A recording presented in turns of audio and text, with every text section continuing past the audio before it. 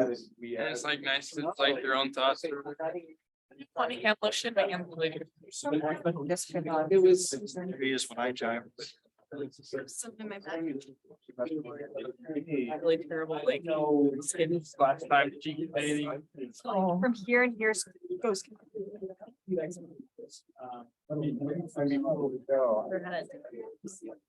Swear a lot of lotion. I get eczema like around. So I just stopped doing like this.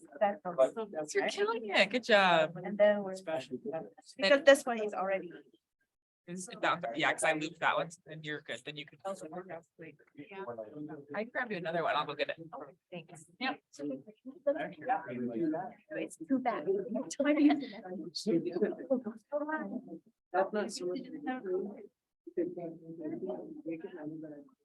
I need to watch you do this. If I tie it correctly, I use scarves. The expert. I don't know. What was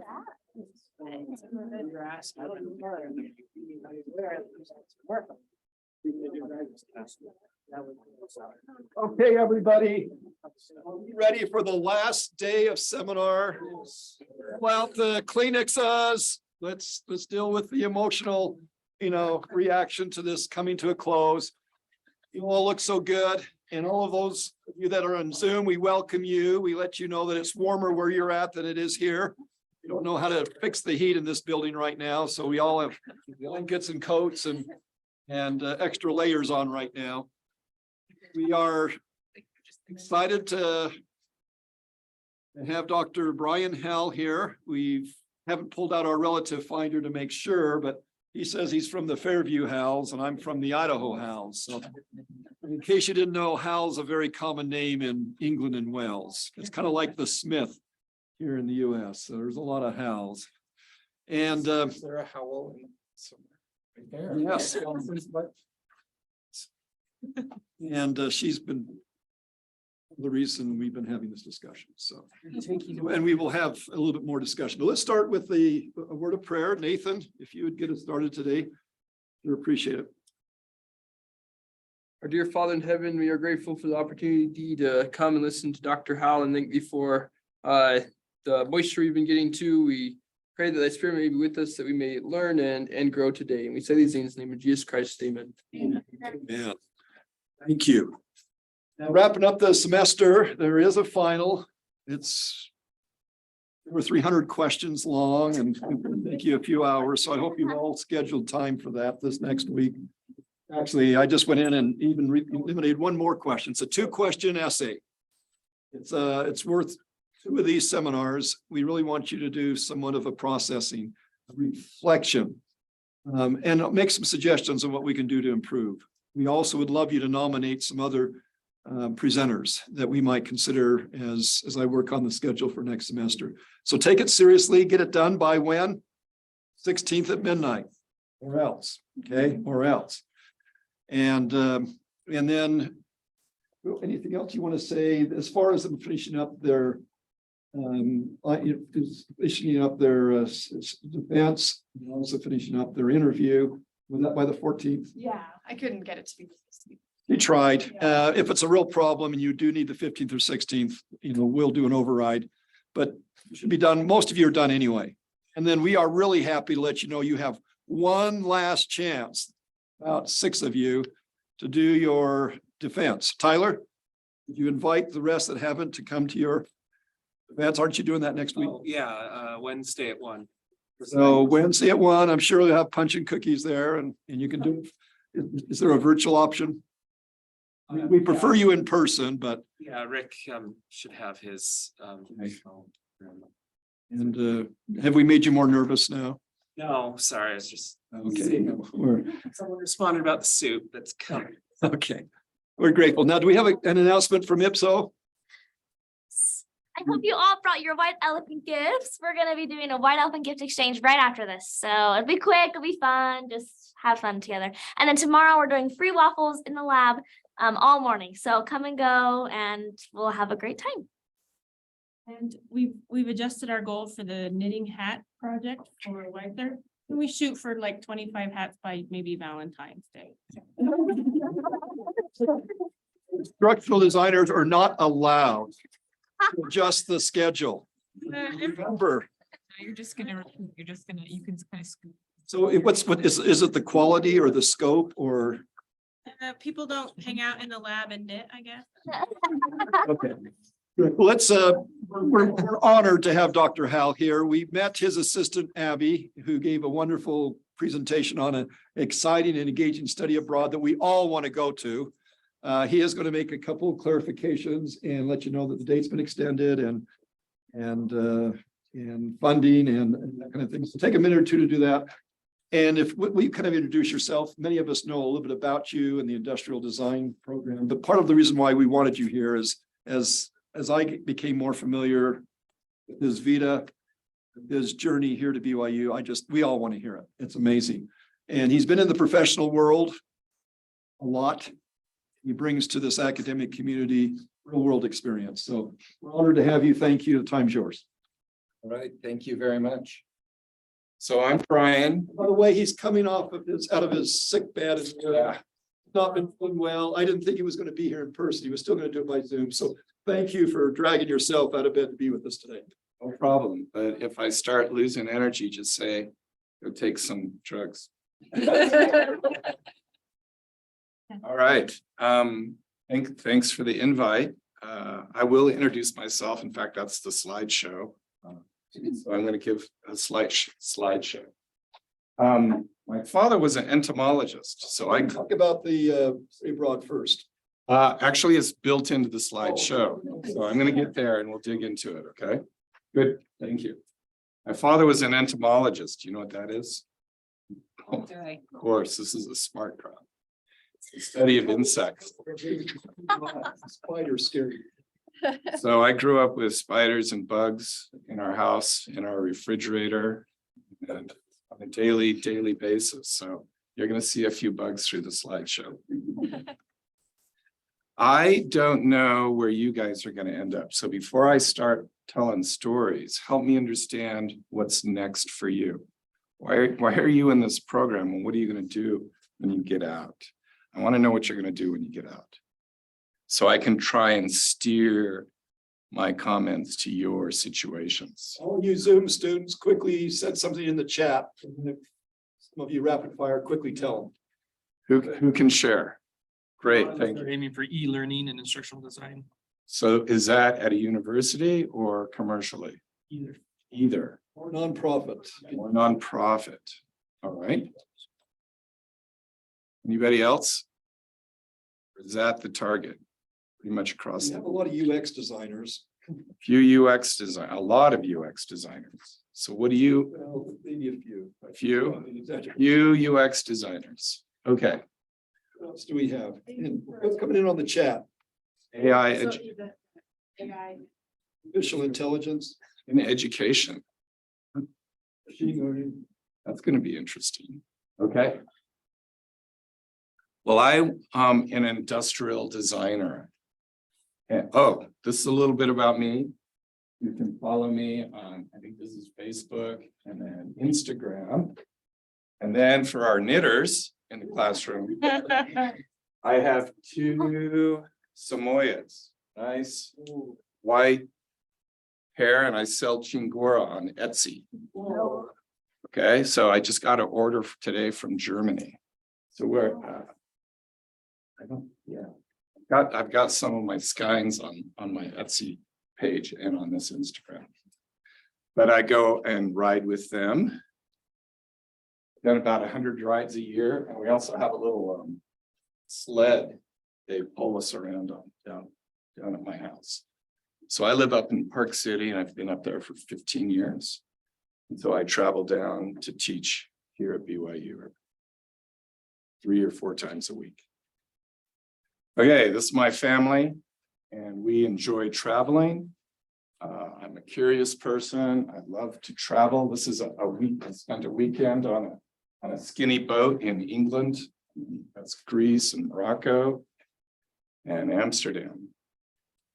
I try to get around. And Google sends me this about once every 6 months, like, hey, here's an update on your travels. I'm not a doctor, so thank you for calling me a doctor, but my proper title would be master. Master Howell, if you. Right. And then I've had a few careers. I started my life as an exhibit and trade show designer, and we did museums, which was an educational activity. I loved doing that. And I moved to Germany and was a product design consultant. I moved to Austin, Texas, and became at Dell Computer and became a corporate design leader. I ran my own business, Pure Design Labs, after Dell. And I started in education, and now I do a fair amount of work as an expert witness, and we can talk about that later. These are some of the people I've collaborated with or worked with. And so what I'm going to do is step through kind of chronologically my history, and you can talk or stop and ask a question at any point, okay? So this was where I started, right out of BYU. I did my undergrad here in industrial design. That program has been here since the 60s. And until recently, we got a new dean in the College of Engineering. He's not a fan of applied programs, and he canceled the School of Technology. So industrial design is no longer going to be on campus. It's been canceled by the dean. And they pushed us out of the College of Engineering, and we're now in the College of Fine Arts. And we're reinventing ourselves as the product design major, okay? And we're going to start including UX. So we have our first UX faculty. So between industrial design and UX, we're going to have, hopefully, it hasn't been approved yet. Oh, I probably shouldn't have said that. Still confidential, but we have in the pipe proposal for a product design program, but that's a secret.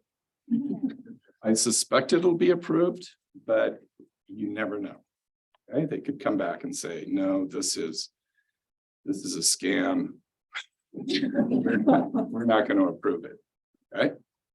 But I would say probably if we took the last 10 years of our alumni, I predict, I haven't measured it, 40 to 50% of them have migrated to the UX domain, because the mindset that we teach is identical. We just move from a physical output to a digital output. So it's a pretty easy transition for our students or our alumni to move into the UX field. But here you can see trade show exhibits, museum. This was a history of printing museum for the church. Has anyone seen that? You have? Does it still look like that? I haven't seen it. I haven't been back to it. Then I went to Germany. I worked in Black Forest for 2 years. And we did primarily a lot of consumer home goods like pots and pans and furniture and Junghans watches. Do we have any German speakers? Yay, okay. Were you in southern Germany? Yeah. Where at? In Munich Munich. and Dingolfing. Ah, in Singlefingen. Dingolfing. I don't know where that is. It's halfway between Munich and Passau. There's a huge BMW factory, a tiny little city. All right. So I was in his arch enemy. I was Swabish and he's Bayerisch. And those two groups of those two tribes don't get along. So I was there, and then I got worked on a lot of furniture actually. And if any of you have been to a Lufthansa executive lounge, you have sat in these chairs somewhere in an airport in the world. I then got transferred to Silicon Valley at the Frog Design office there. Frog, anyone know what Frog? Why would they call it Frog Design? It's from the headquarters in the Black Forest of Germany. There's two funny stories behind this name Frog Design. One is in the Black Forest in Germany, you get those, around here you see deer crossing signs, warning for deer. In the Schwarzwald, you get frog crossing signs. Now, why is that? Because thousands of frogs migrate and they make the roads really slippery at certain times of year. So they tell you to slow down on the corner. But frog also stands for Federal Republic of Germany. The founders of the company were very Germanic in their beliefs. So I got moved from Germany frog design to California frog design. And I was asked to, okay, oops, wrong. And I worked on a lot of consumer electronics there. One of which was this, which is now in the Museum of Design in London on their permanent exhibit. This is one of the first handheld handwriting recognition products with a cell phone attached to it, right? Isn't that awesome? And with a little antenna. So that was a long time ago. Technology has slightly advanced slightly since then, because now it's all in a little thing this big, right? I also worked for a company called Next Computer. Anyone know that? Why is Next Computer notable? That's where Steve Jobs went and recreated Apple. Steve Jobs, when he got kicked out of Apple, went and started Next Computer. And after at the end of Next Computer failed, I was there when it failed, and he went to Pixar, okay? And then he went back to Apple after that. So I was there when Steve had 2 black 911s parked out front. We don't know why he had 2. We figured one ran out of gas. I also had some nice clients in Asia, in Kyoto, called Lunaris, Telecom, and we did product design, branding, and advertising for them. So that was a fun, very fun client. And I spent a lot of time in Singapore. We had a small office there. We did just outside on the edge of Chinatown. And we did a lot of mobile phones there. If any of you lived in Europe, you might have seen this. That was a popular phone. One of the first upright phones, cordless phones in the 90s. I left Silicon Valley and moved to Dell Computer in Texas. We created, I was responsible for a number of laptops and eventually anything that wasn't a server at Dell, basically. All accessories, desktops, and notebook computers. I've got a number of patents. You'll see those later on. And it was a great time because I got to learn about in-depth engineering and a wide take on what it takes to make a product. Whereas when I was a consultant, I was asked just to design things. At Dell, I had to build everything from start to finish. So there's a big difference between being a consultant and a corporate person. Here's some of the desktops. You might have used some of these before. You might recognize them. And one of the things I did at Dell that they'd never seen before was I started talking about the design experience. And this is a fabulous, so this is an out-of-box experience. Dell had a famous, you'd get your Dell box on the door, it would be mailed to you, and you'd open it up, and there would be one piece of paper that said, start here, and right next to it, it would say, read me first. Right, so things like that were classic Dell. So this is a really interesting, this is one of the first journey maps I did back in the 90s. And we broke down the entire purchasing experience from start to finish. From I desire a computer, to I'm shopping for it, I'm buying it, I'm preparing for it to come. It arrives, I set it up, I get started, I acclimate it and then I live with it. And there's a couple more was when I get rid of it, what do I do? Okay. So this was the first time this entire journey was mapped out. And I did it at the Skunk Works under the table. No one knew about it until it was finished. And I casually invited some people in. And that casual, and we filled a room like half this room. I think there was 12 steps in all. And some VPs came in and saw it. And they said, this is no longer a conference room. This is now the customer experience room. We're pulling it off the corporate system and we're locking the door and we're going to start bringing people through it. And I think they ended up bringing 300 people through it in a number of months so that they could see all the goofy mistakes that they were making in each step of the way. One of the most classic ones was a person would make an order online. They'd get an order number, but then they would ship it versus UPS, and there was no relationship between the shipment from UPS number and the Dell order number.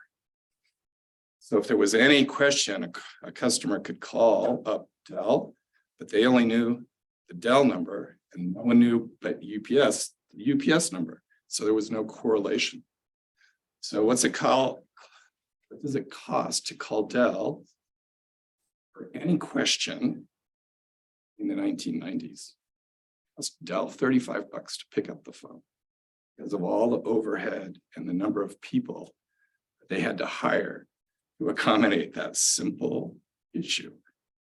So there was a big room full of people who would just connect the UPS number with the Dell number. And they had to hire people to do that. Simple things that you UX people could easily resolve today, but back in the 90s, that would have been a miracle. Right? You'd eventually get there. I left Dell and I went to grad school as an old man. So in my late 30s, early 40s, I think. And taught foundations to civil engineering students. I taught design thinking to MBA students. And I studied creativity methods with my design students. So I went to UT Austin and I graduated in 2 years. And then I started my own company, Pure Design Labs. And one of my big clients was Yahoo. Did you know they did? I'm running out of gas already. You know, they did consumer electronics. So we ended up doing DVD players. We did photography, the packaging, the branding with their under their guidelines. It was really interesting. They asked me to make the sales website for them. Like, you're the UX company, you're the digital company. So we don't have room for it, so you go do it. So these are prototypes, physical prototypes. None of these work at the moment in these photos. They're just looks like models that we would take to trade shows and sell. That box was a one-off printing that we folded up ourselves, right? They also did some sport line products. Again, both the product design, user interface on the product, the packaging and graphics. So it was kind of a turnkey situation. And when I left this company to start work here, the company called, Sportline in particular called and said, we really don't care about who does the design, but who's going to interface with our factories in Asia and drive all of these actions to completion. So that's when I learned that my value might be more than just being a designer, but it was in communication. Who's going to communicate with our people effectively to get to closure on a number of products. There's some more of the packaging and products we did with them. Okay, so 15 years ago, I started teaching here at BYU. An opportunity opened and I applied and was hired. So now I'm a design educator. I'm hired to do corporate sponsored projects. I do study abroads, which I'll talk about. I teach in the Crocker Fellowship. Anyone know Crocker Fellowship? Crocker Fellowship is entrepreneurship, physical and digital engineering, design, and a wild card. And we create on a yearly basis a team. Oh, you guys can't play. You're grad students. It's an undergrad. We've been mandated by Gary Crocker, who sponsors the course with $200K a year. And it's an undergraduate only course. Sorry, that was part of the contract. And we pay students to come to the course. We pay for their prototyping, and we pay for their trade show visits. Okay? So it's a year-long course. We make interdisciplinary teams with 5 teams of 6 people, one from each of those different disciplines. We identify pains in the market.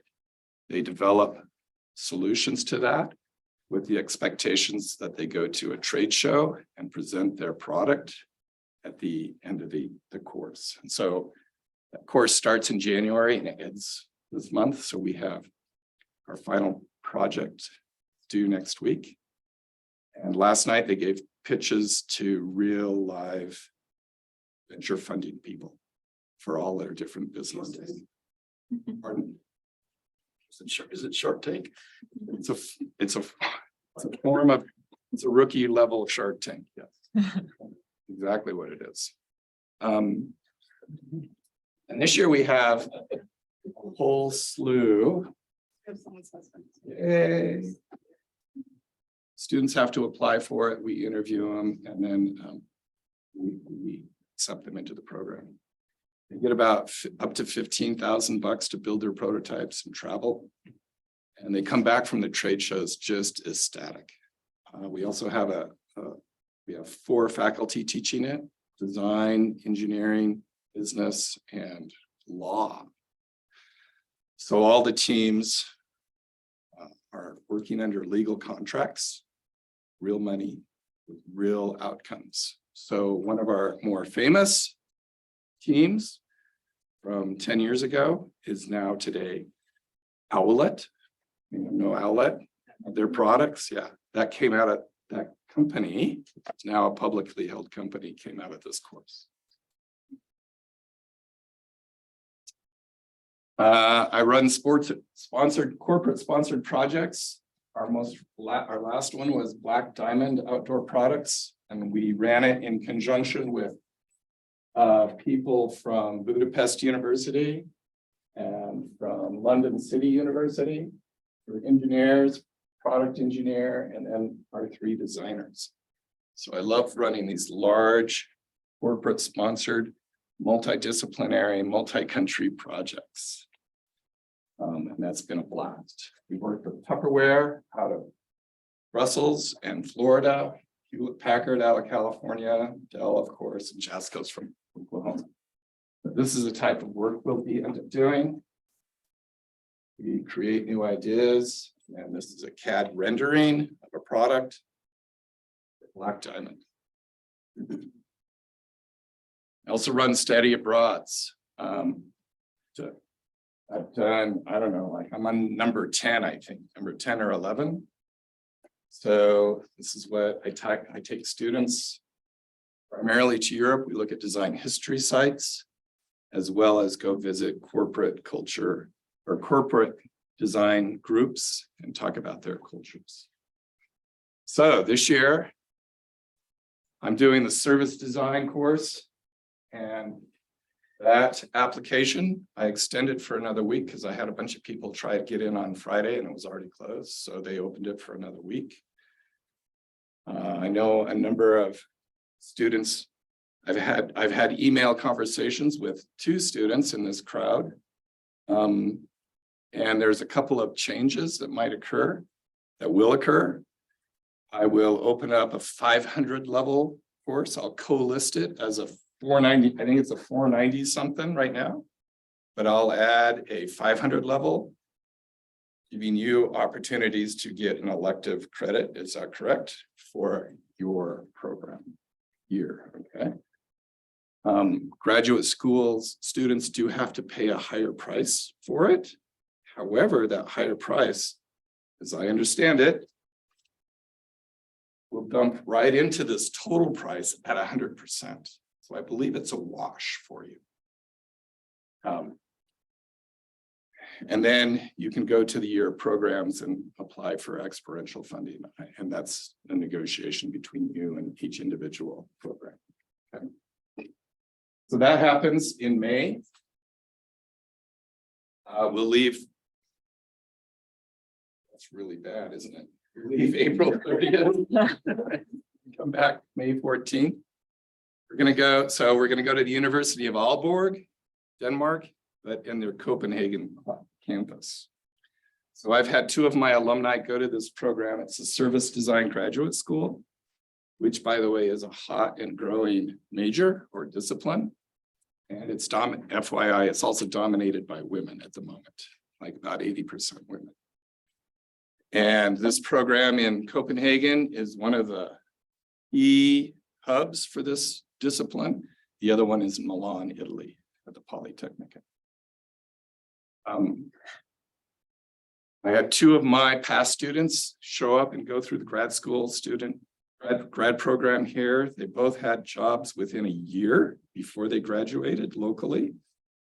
And they both had full-time offers upon graduation without any issues. One was Tanner had an opportunity in Copenhagen and in Oslo.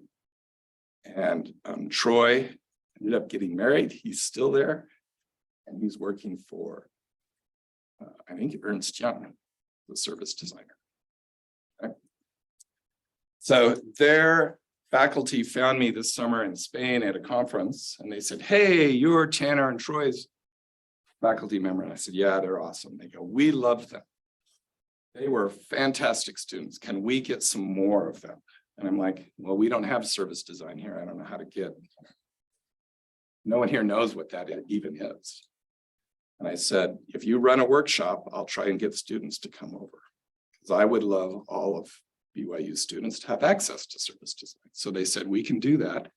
We already have a week-long workshop that we run for our students. So we'll just repeat that. We'll bring our current students in, we'll run the program." And so that's what this workshop, or that's what this study abroad is.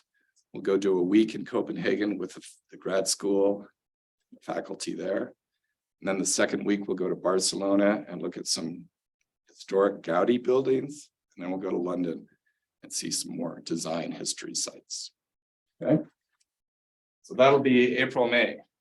Then in October, I also run a Dutch Design Week, and me and another faculty trade that off and on and off every other year. So this is the last one I did, 2019, but it'll be similar to that. It'll be in October, which is really interesting. And so we'll go to the Netherlands for 1 week in the middle of October. Typically, it occurs right at the end of the block and the start of the block. We'll go to Amsterdam, we'll look at some museums there, then we'll go down to Eindhoven and participate, review the Dutch Design Week, and you'll see hundreds of designers show up, and they take over the city in all different sections. They rent little garages and literally parking booths, parking spots. They convert a multi-story parking garage into an exhibition space. You get 1 or 2 or 3 parking spots to exhibit with. And the students love it. They come back with a whole different vision of what design can be and how to present and communicate your work. Okay, so those are 2 that are coming up. Any questions about service design? Oops. Or Dutch Design Week? Okay, keep going. I also teach history of design. Now I'm going to dig into this. So one of the things I do is I do these study abroads, and I always go to design historical sites. I also run this Instagram. Can you click on that link, make that happen? So in my history class, the students do all the presenting. It's not a lecture class. I run my history class like a studio. And so last 4 years, I've been using Instagram as the course archive. And every student presentation made shows up on the archive if they post it, which I require. And so you can go out and see all the different student presentations for a number of years. So if you want to learn about designers, this is a great site to go look at. You'll notice I start in 1851 with a great exhibition, okay, and then come forward to very contemporary designers. All right, go to the next slide. All right, so this year, no problem. This year we're doing, I'm trying to get my students to, I threw up my Instagram manager tool here for you.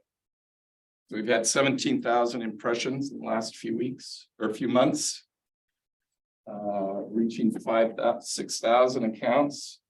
I have 430 are engaged. And this is really interesting, the top cities. London, New York, Paris, Berlin.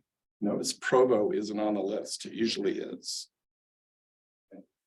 And United States, United Kingdom, Germany, and Italy. So it's a really interesting tool as a kind of a motivator for the students. And their spelling has gone way up since we started posting on these. I'm trying to get them to use LinkedIn at the moment. That's a very uncomfortable step.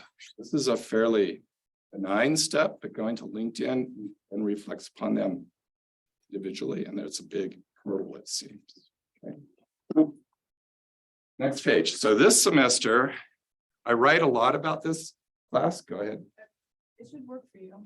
Oh, I'm sorry. You're good. It's my Alzheimer's. I didn't push my own button. This year, I'm working on linear versus non-linear presentations with the students.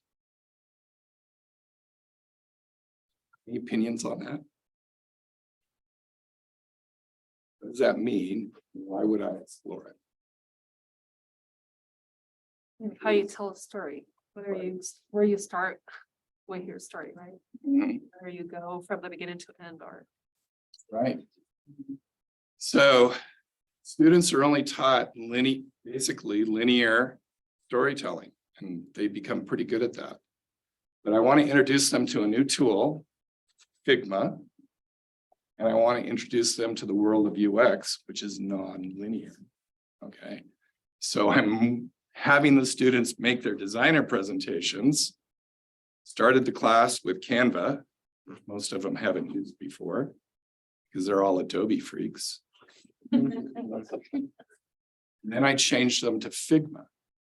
So let's look at can you click on that? Let's look at a Figma presentation for design history. So this is Iris van Herpen, designer, a fashion designer out of the Netherlands that we did the other day. So go ahead and click on it. Maybe I should drive now. So this is Iris, and this is a presentation a student made. Oh, I'm the one that maybe I should have let you drive. So now we can go in, and the students have the freedom to build their own path through the presentation. So we can click on any of these and dig into a comment or an idea or a topic. Should be a little button there. We can post videos in here freely. So the students. I like working with a combination of materials, like I like working with a combination of tools. It just feels. Okay. And we also have sliding windows in here. So they can add a lot more video or images than a typical Instagram can allow you. Instagram can use. And so it also allows the student to break down into different categories of discussion. Science of fashion, nature, right? Met, evolution of her work, her legacy, right? Fashion is art. So I found that, and then I have them ask kind of a question, how does this relate to you individually at the end? And so this is a really fun experiment, even for the students, because they've gone from this linear to this nonlinear. And there's some ups and some downs to that, right? So I'm running the class as an experiment. We're going to write about it starting next month about this difference between nonlinear and linear presentations. So this process I've learned forces a little more engagement with the students, but it also is not near as smooth. Right? So there's some definitely ups and downs to it. Okay, let's get out of that. Move on. Any thoughts about linear versus nonlinear? If you assume that there's no prerequisite knowledge, I mean, that's so much of what we do is linear and it's built upon a previous domain of knowledge. Can't really move to the next domain without having mastered the earlier domain. You have to have that, you have to presuppose that that just, is not, there isn't that codependency. We're learning on the go. I don't know anything about it. Trying it out. Okay, then. There's a question there. Yes. Oh, I just had a comment to your question, sorry. Yes. I was just gonna say that it's really interesting, because I think that this idea of nonlinear experiences or even educational experiences are really popular right now. Like if you walk through like modern informal learning environments like museums and things like that, there's not necessarily like an arrow telling you which direction to go. You go at your own pace and it's very curiosity driven. So I just think it's a very modern idea that is being developed in a lot of physical and digital spaces. Nice. You get to determine your own journey. I'd imagine just because like we have a history of a lot more linear style teaching and instruction that as time develops, this is used more and more, right? That the way that the society would change, or there would be more. It's used. Nice. Please. Also makes it so we use this a lot in literature. Mhm. Where some of the most progressive literature that we've seen in the last 100 years kind of do this. They put the decision on the reader, right, rather than giving them the product. But it also makes me think of like a beautiful response to social media, where the content that we see is being created for us, and they're feeding us what we're supposed to be watching. And this is the opposite. We're making the decision of when we learn or see or read and what. And so I think it's good. Excellent observations. So what's also, I want you to point out that this is a history class. We're exploring new tools and new ways of presentation, and the students are the talking heads, not me. Right, so there's some easy criticism to accompany that. Are the students learning what you want them to? So I'm the judge in class, and if something is missed, I can bring those up and I often say, hey, go to Google, type in these words, and let's talk about this. Because they might have missed it in their research, their own research. Okay, so, however, this is also my highest ranked class. Students love it, right? Because they're walking away with a lot more knowledge than if they had just sat there and listened to me talk all day. So it's been a fun class to explore and experiment in. Every semester I try something new. Okay. All right, so these are some outcomes from the Crocker Fellowship. I went and spent a year at TU Delft on a sabbatical. Oh, Stephanie, I saw an article this week for a new Netflix show where episodes are not sequential. And can be watched in any order to experience a different story. I thought that was an interesting concept. It's called Kaleidoscope. It looks so cool. I don't know what it's rated. I'm gonna have to Kaleidoscope. Kaleidoscope Netflix. I'm gonna look into that and maybe I can use it. That book series, a lot of the kids were. reading. Choose your own adventure. Have your own ending and. Hey, So more and more video games. so then I spent a year at TU Delft. They have 2,000 industrial design students. That whole building there is only full of engineers. They have about 300 teaching faculty, which includes PhD students, of which they have 60 to 80 in industrial design. So this is a machine for the industrial design research world. Okay. And I was introduced to at BYU, I'm asked to teach. Here I was introduced to design research, which I'm really keen on these days. So here's some of the things I research. Color and perception is a big one. This was a study about expensiveness and perception of different colored value systems associated with color. This has been really fun. The research paper published.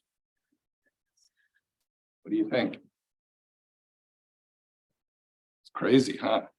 I've also started dropping these research papers into Figma. So now that they're interactive now. Okay.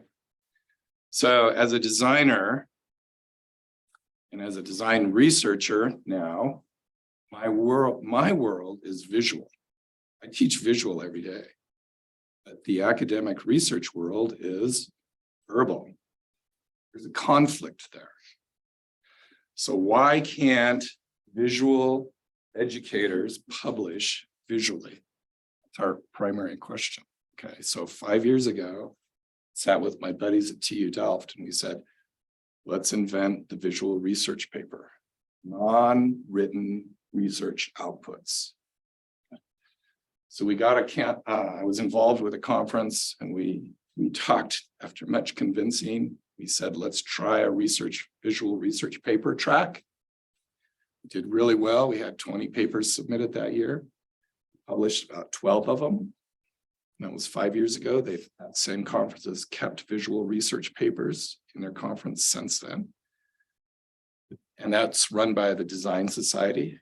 And the Design Research Society asked us to sponsor visual tracks in their conference in China last year, as well as the Industrial Design Society of America has now asked us to do it. So we've gone from 1 conference to 3. And then I saw the Cumulus conference out of Australia pilfered my visual paper track and put it into their conference, which is awesome, right? Emulation. So there, I now know there's a 4th one, as it's my writing on their conference. I wish they'd give me attribution, but whatever. So I'm involved in color research and visual paper as a non-written output, and that's really gained some traction. I had a conference call with a journal, Date. What does Date stand for? Date journal. I don't know. But they wanted to have a special journal next year only for visual papers. So we're going to be the editors for that journal. I also do some expert witness work. Any idea what that means? Apple Computer hires me to be an industrial design expert witness in some lawsuit that they have with somebody. And I come in and say, this is what this is all about. And so these are some of the lawsuits I've been involved in as the expert witness. This one, it was really funny. We spent, I don't know, $400,000 to $500,000 with Apple trying to defend a light up plug. This is the power plug right here. It lights up. They spent, I don't know, upwards of $500,000 protecting. These are some of the patents I have. Some of them are still in process. And that's enough about me. No, it's not. Wow. Any questions or thoughts, please? What was that Instagram handle again for Or which one? history? The history class? BYU product design history. Wow, how are we so fortunate here at BYU to have you? BYU, here it is right there, BYU design history. Okay, so I'm going to ask you, what's the future of design? Designing it right now. So you've probably heard about human-centered design. I'm going to say that's dead or dying. What's going to replace it? Social-centered design. Okay. We go out and collect, do ethnography work, gather a little data to inform our designs. What's going to replace that? Hard data from machines, right, in massive quantities rather than one or two observations. We move from observation to data, and that's going to inform your design. So moving forward, how are you going to let data from your UX companies or from Pearson or whoever you're going to go work for inform your decisions as a designer? And how are you going to benefit, help the well-being of society, not just an individual? Okay, it's my 2 cents for the future. That under the umbrella of artificial intelligence, data analytics. It's all a big mishmash to me at the moment.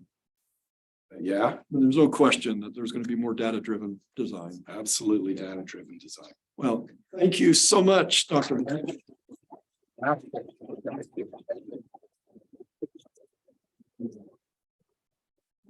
Master Dr. Genius, Howell, that's what we're going to call you. Very good. Well, thank you. And let's have a blessing on the food. If you'll be so kind, Allison, to do that, and a blessing on everybody's final projects and